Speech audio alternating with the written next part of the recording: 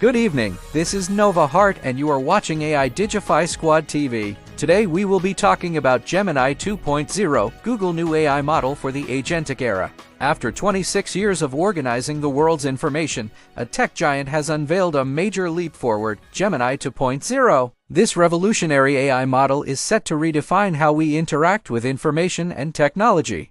Let's take a quick rewind. Last year, Gemini 1.0 debuted as the first natively multimodal model, capable of processing text, video, images, audio, and even code.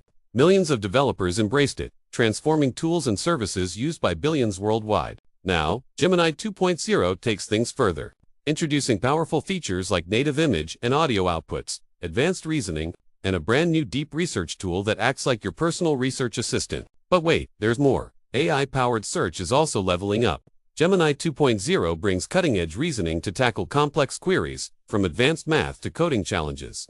Testing is underway, with a broader rollout planned for next year. Custom-built TPUs, a tech masterpiece powering Gemini's impressive capabilities. If Gemini 1.0 organized the world's information, Gemini 2.0 promises to make it truly actionable.